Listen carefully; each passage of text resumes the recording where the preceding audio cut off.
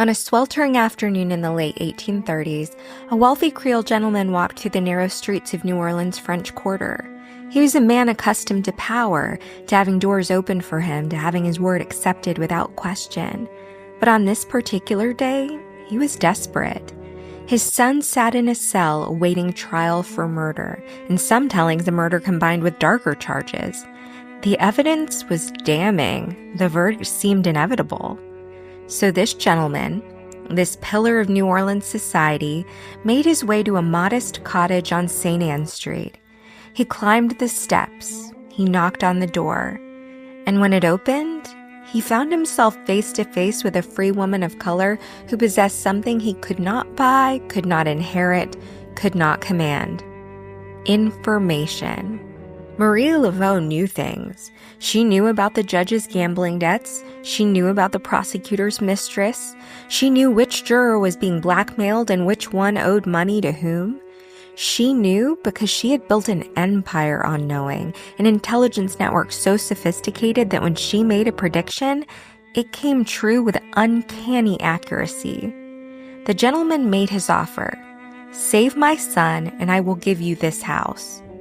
Weeks later, against all odds, the young man walked free, and Marie Laveau became the owner of the cottage on St. Anne Street. But here's the question that haunts this story. Was Marie Laveau a fortune teller, or was she something far more dangerous, a woman who understood that in a city built on secrets, information was the most powerful magic of all? I'm Danielle Christmas, and this is Forbidden Predictions, a podcast about the moments when seeing the future became a crime. Before we can understand Marie Laveau's story, we need to understand a fundamental paradox at the heart of divination laws. Throughout history, authorities have criminalized fortune-telling, not because they believed it worked, but because they feared it might. Or more precisely, they feared what fortune tellers could do under the cover of mysticism. Think about it. If you're a fortune teller, people come to you with their secrets, their fears, their desires. They tell you things they wouldn't tell their priest, their lawyer, their spouse. They ask you about their enemies, their rivals, their lovers. And if you're clever, if you're very, very clever, you don't just listen. You build a network. You cultivate sources. You trade information like currency. Suddenly, you're not predicting the future. You're shaping it. This is what made Marie Laveau dangerous, not her gree-gree bags or her voodoo rituals or her alleged supernatural powers. What made her dangerous was that she understood something fundamental about power in 19th century New Orleans. The people who cleaned the houses, who served the meals, who dressed the hair of the wealthy, these people saw everything, heard everything, knew everything. And Marie Laveau made it her business to know what they knew. By the time authorities recognized the threat she posed, she had already woven herself into the fabric of New Orleans society so thoroughly that removing her would have unraveled secrets that powerful people desperately wanted to keep. She operated in a space between the legal and the illegal, between the sacred and the profane, between the Black community and the white elite. She was, in the truest sense, untouchable, until the law itself had to change to contain what she represented. But I'm getting ahead of myself. To understand how Marie Laveau built her empire, we need to go back to the beginning, to a city unlike any other in America, to a moment when a free woman of color could be born into a world of possibility and constraint in equal measure. We need to go back to September 10th, 1801. Marie Laveau entered the world in the French Quarter of New Orleans on September 10, 1801. The date matters. The place matters. Because Marie Laveau was born into a very specific moment in a very specific city. A moment that would not last in a city that existed nowhere else in America. Her grandmother, Catherine Henry, had been enslaved, but Catherine had done something extraordinary. She had purchased her own freedom and that of her daughter, Marguerite. In the late 18th century, while enslaved to a white Creole shoemaker named Henry Roche de Belair, Catherine had somehow accumulated enough money to buy herself and her child out of bondage. This was the world Marie Laveau inherited. Not slavery, but the memory of it. Not powerlessness, but the knowledge of how fragile power could be. New Orleans in 1801 was unlike any other American city. It had only recently come under American control. The Louisiana Purchase wouldn't happen until 1803. The city still operated under French and Spanish colonial traditions, which meant that free people of color occupied a social position that would have been unthinkable in Charleston or Richmond or Savannah. They could own property. They could enter into contracts. They could, in some cases, accumulate wealth.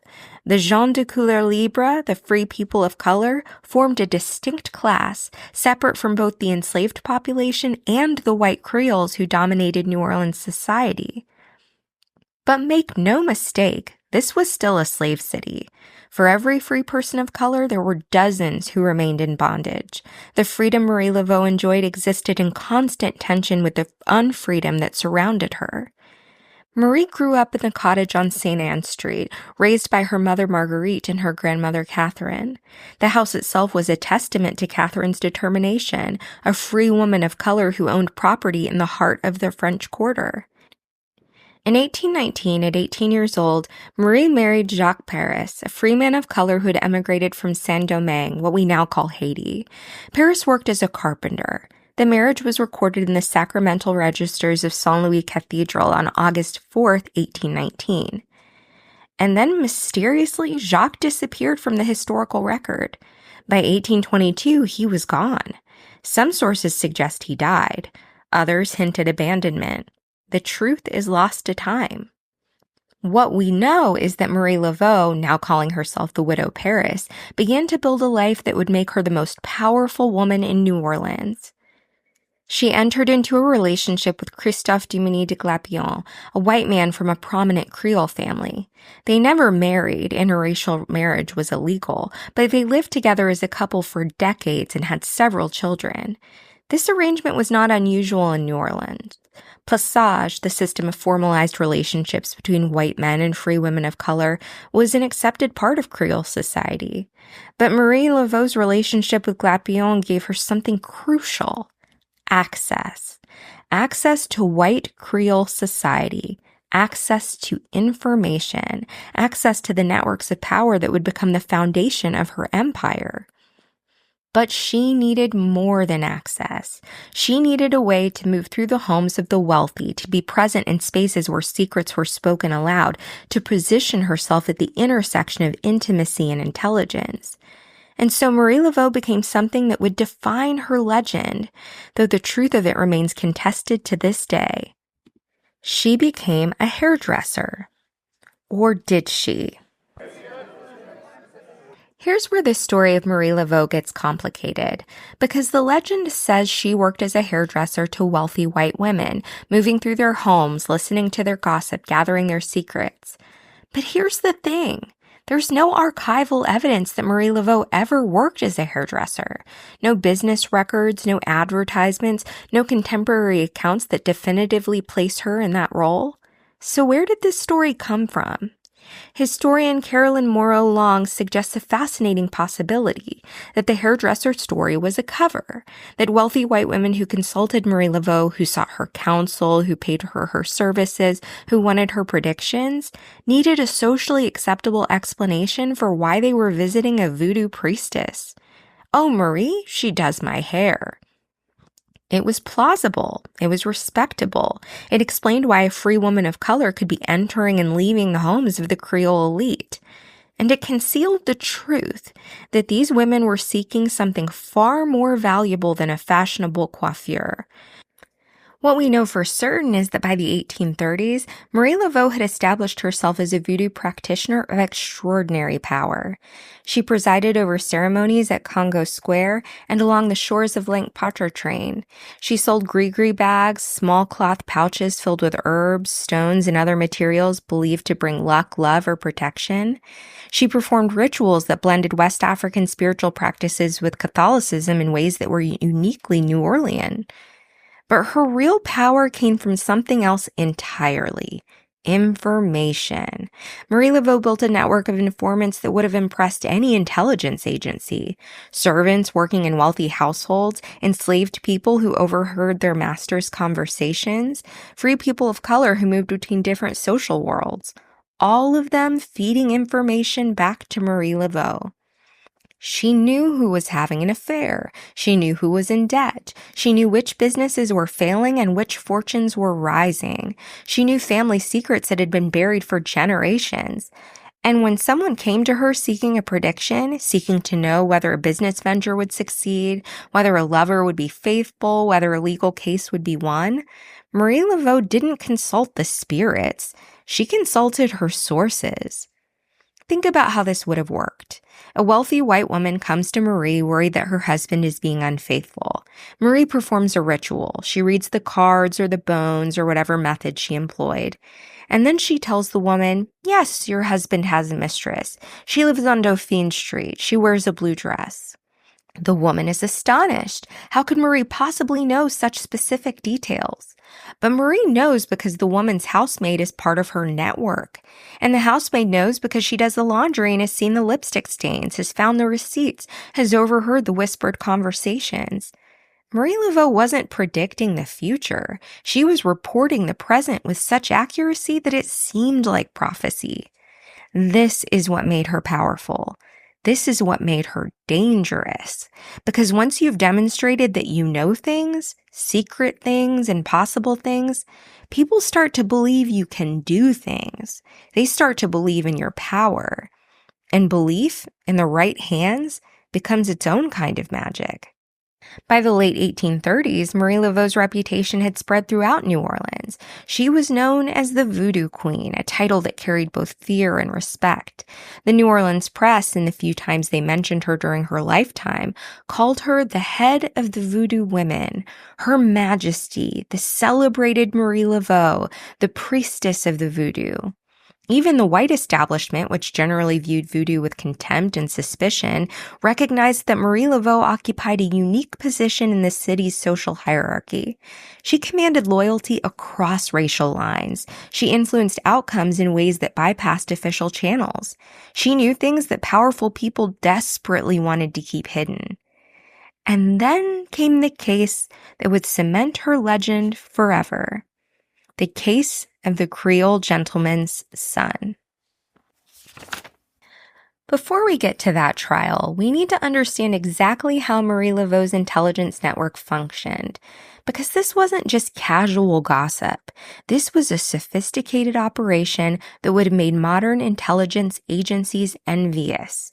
At the center of it all was a simple truth about 19th century New Orleans. Wealthy white households depended entirely on the labor of enslaved and free people of color. These workers, cooks, maids, valets, laundresses, nurses, were everywhere and nowhere, present in every room, privy to every conversation, yet socially invisible.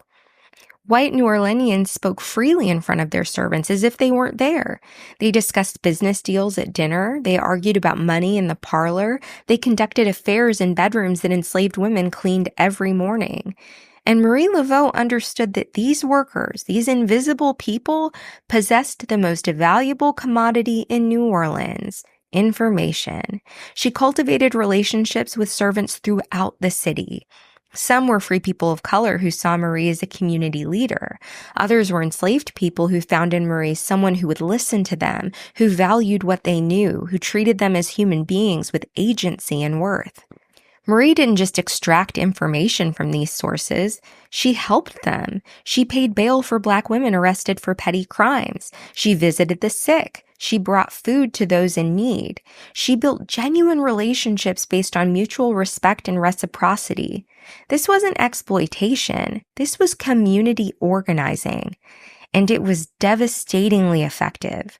When a client came to Marie seeking help with a problem, she could draw on this vast network to gather intelligence.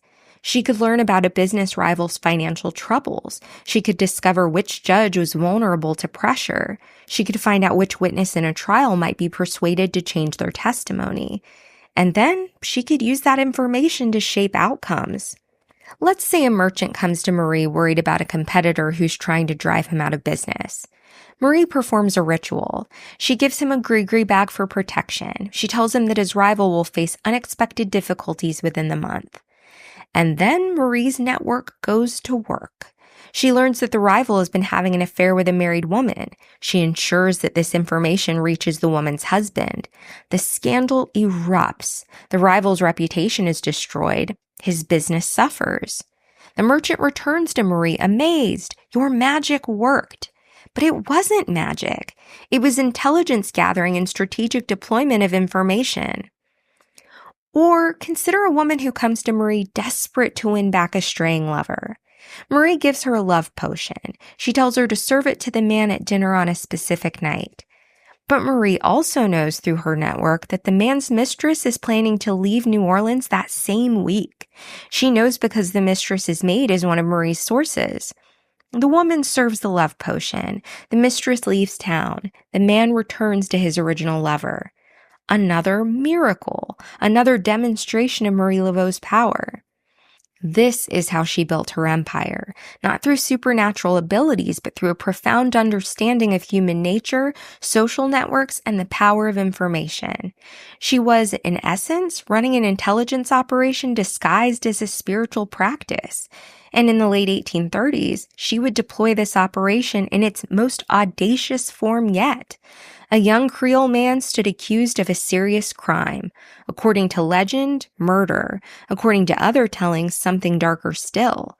The evidence against him was overwhelming. His conviction seemed certain. His father came to Marie Laveau with an offer she couldn't refuse.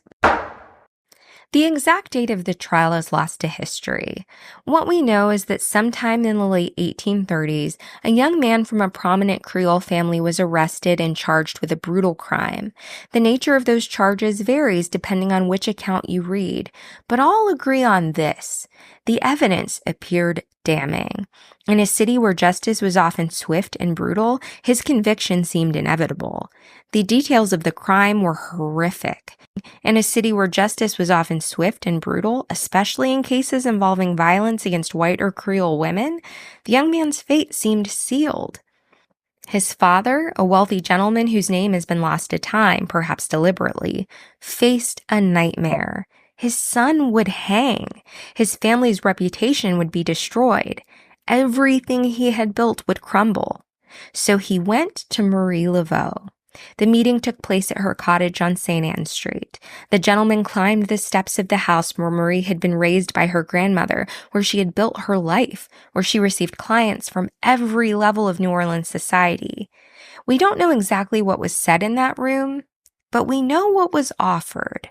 The gentleman asked Marie to save his son. In exchange, he would deed her the cottage on St. Anne Street, the ancestral home that had belonged to her grandmother Catherine, that had been in her family for decades. It was an extraordinary offer. Property was wealth. Property was security. Property was power. But saving a man from a murder conviction, that would require every resource Marie Laveau possessed. She accepted. What happened next is the subject of legend and speculation. The stories vary, but they all agree on certain elements. Marie attended the trial. Some accounts say she sat in the courtroom every day, her presence a constant reminder to everyone involved that they were being watched. Others say she worked behind the scenes, never appearing in public. What we know is that Marie deployed her intelligence network with surgical precision. She knew the judge. She knew his weaknesses, his debts, his secrets. She knew the prosecutor. She knew which witnesses could be pressured, which could be discredited, which could be made to disappear. Most importantly, she knew the jury. In one version of this story, Marie placed 3 cayenne peppers under the judge's chair before the trial began, a voodoo ritual meant to heat up the proceedings in her favor. Whether this actually happened or is a later embellishment, we can't know. What we do know is that Marie had access to information about everyone involved in the trial. And in a legal system where outcomes often depended more on social connections and backroom deals than on evidence, information was everything. The trial proceeded. Witnesses testified. Evidence was presented. And then, against all expectations, the jury returned with a verdict, not guilty. The young man walked free. The courtroom erupted. How was this possible? The evidence had been overwhelming. The case had seemed airtight. But Marie Laveau had done what she promised. She had saved the gentleman's son. And true to his word, the gentleman deeded her the cottage on St. Anne Street. Now here's where we need to be careful, because this story has been told and retold so many times that it's become part of the Marie Laveau legend, and legends have a way of obscuring truth. Did Marie Laveau use supernatural powers to influence the trial? Almost certainly not. Did she use her intelligence network to gather information about the judge, the prosecutor, and the jury, and then use that information to influence the outcome? Almost certainly yes. Did she bribe witnesses, threaten them, blackmail them? We don't know. What we do know is that a man who seemed destined for the gallows walked free, and Marie Laveau became the owner of one of the most famous addresses in New Orleans. But here's the deeper question.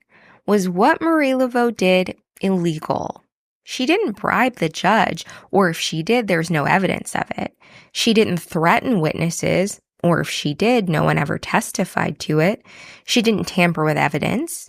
What she did was gather information and use it strategically. She understood the social dynamics of New Orleans. She knew who owed whom favors. She knew which secrets, if revealed, would destroy which reputations.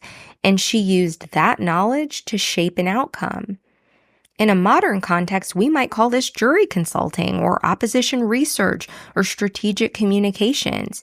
We might call it lobbying or public relations or crisis management. But in 1830s New Orleans, when a free woman of color wielded this kind of power, when she could influence the outcome of a trial involving a wealthy white family, when she operated outside the official channels of authority, they called it voodoo, and they began to fear it. After the trial, Marie Laveau's power reached its zenith. The story of the Creole gentleman's son spread throughout New Orleans. If Marie Laveau could save a man from a murder conviction, what couldn't she do? Clients flooded to her cottage on St. Anne Street, wealthy white women seeking love potions, businessmen wanting to know if their ventures would succeed, politicians looking for an edge in elections, criminals hoping to avoid prosecution. And Marie Laveau helped them all. For a price. But here's what made her truly dangerous to the established order. She didn't just serve the wealthy, she also served the poor. She paid bail for Black women arrested for petty crimes. She visited prisoners. She nursed the sick during yellow fever epidemics. She was a pillar of the free Black community. This meant she commanded loyalty across every level of New Orleans society. From the wealthiest Creole families to the most marginalized enslaved people, Marie Laveau had connections, had influence, had power. And that power existed entirely outside the official structures of authority. She wasn't elected, she wasn't appointed, she held no official position, yet she could influence legal outcomes, shape business deals, make or break reputations. For the white male establishment of New Orleans, this was intolerable. Think about what Marie Laveau represented. She was a woman in a patriarchal society. She was a person of color in a white supremacist society. She was a voodoo practitioner in a society that officially condemned African spiritual practices. and yet she wielded more real power than many elected officials. She operated in the shadows, but her influence was everywhere. She knew secrets that could destroy careers, ruin families, topple fortunes. And because her power was based on information rather than official authority, it was almost impossible to counter. You couldn't vote her out of office. You couldn't fire her. You couldn't even really prosecute her, because what law was she breaking? Fortune-telling wasn't illegal in 1830s New Orleans. Practicing voodoo wasn't illegal. Gathering information wasn't illegal. Using that information to help clients wasn't illegal. Marie Laveau had found a space between the legal and the illegal, and she had built an empire there. But empires, even shadow empires, eventually provoke a response. The white establishment of New Orleans began to see voodoo not just as a curiosity or a superstition, but as a threat to public order. Newspaper articles started appearing that portrayed voodoo ceremonies as dangerous, orgiastic, criminal. The subtext was clear. These practices needed to be controlled. These practitioners needed to be contained. But how do you criminalize something that isn't technically illegal? How do you prosecute someone who hasn't broken any laws? You change the laws. Marie Laveau died on June 15, 1881. She was 80 years old. The New York Times ran an obituary with the headline, "The Dead Voodoo Queen, Marie Laveau's Place in the History of New Orleans." Even in death, she commanded attention. But by the time Marie Laveau died, the world she had navigated so skillfully was already changing. The legal landscape was shifting beneath the feet of voodoo practitioners throughout New Orleans. In 1887, just 6 years after Marie's death, New Orleans passed an ordinance requiring traditional healers to be licensed. The law was ostensibly about public health, about protecting citizens from quack doctors and dangerous remedies. But the effect was to criminalize the kind of healing work that voodoo practitioners had been doing for generations.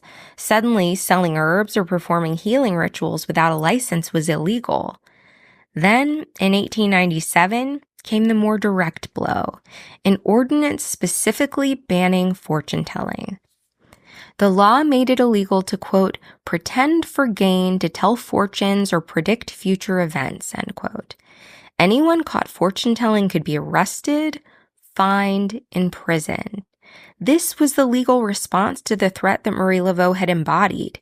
If you couldn't prosecute her specifically, you could criminalize the practices that had made her powerful. The timing is significant. These laws came after Marie Laveau's death, but they were clearly a response to the kind of power she had wielded. The establishment had watched a free woman of color build an empire based on divination and information gathering. They had seen her influence legal outcomes, shape business deals, command loyalty across racial lines. And they had decided, never again.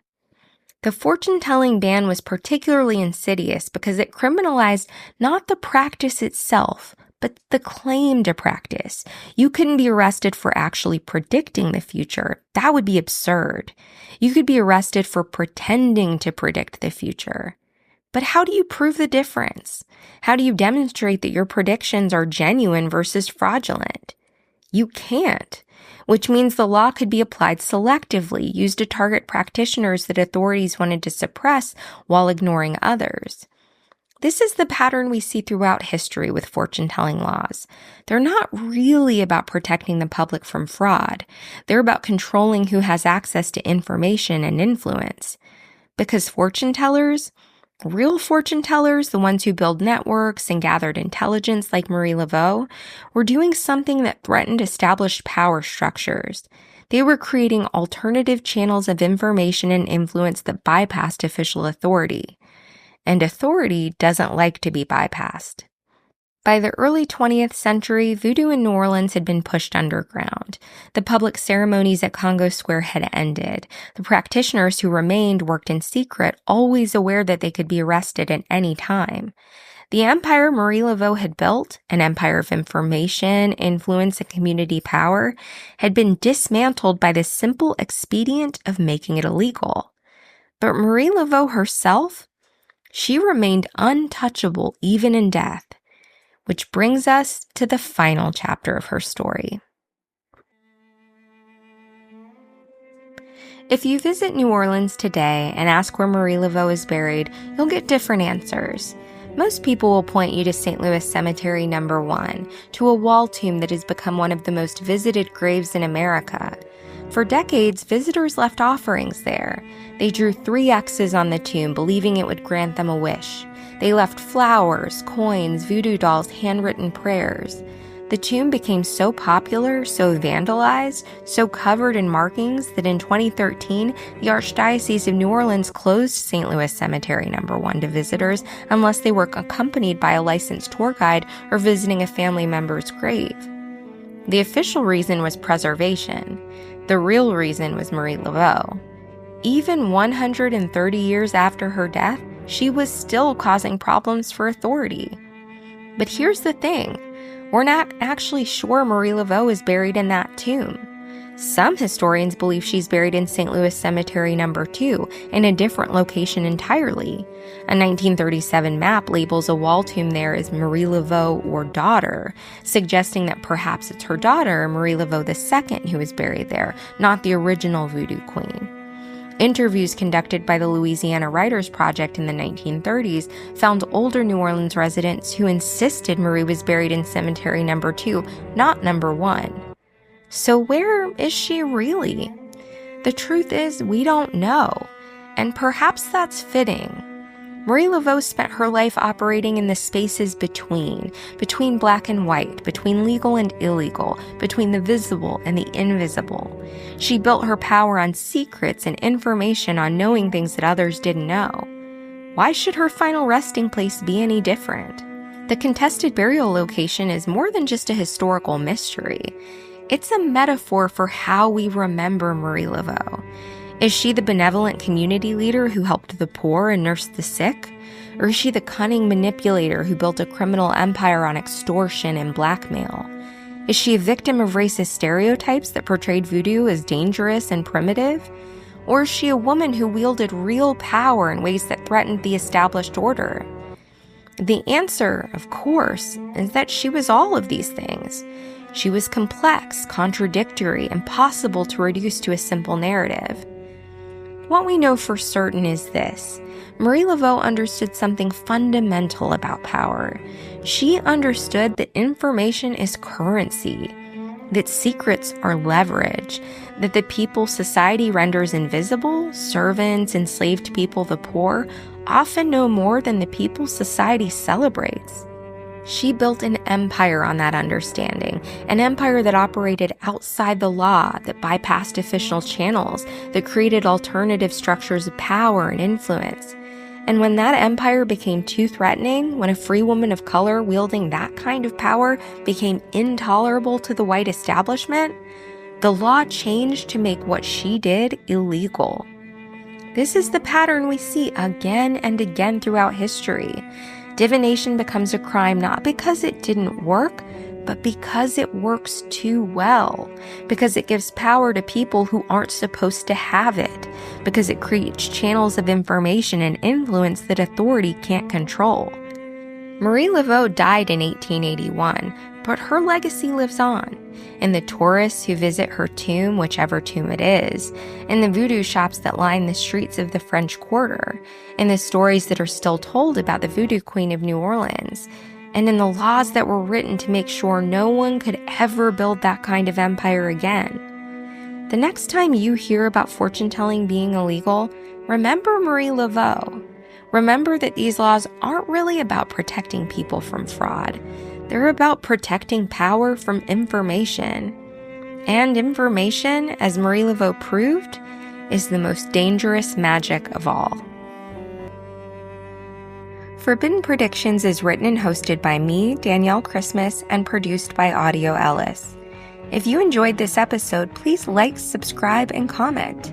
Until next time, remember, the future is always uncertain, but the past is full of people who were punished for trying to see what came next. Thanks for listening.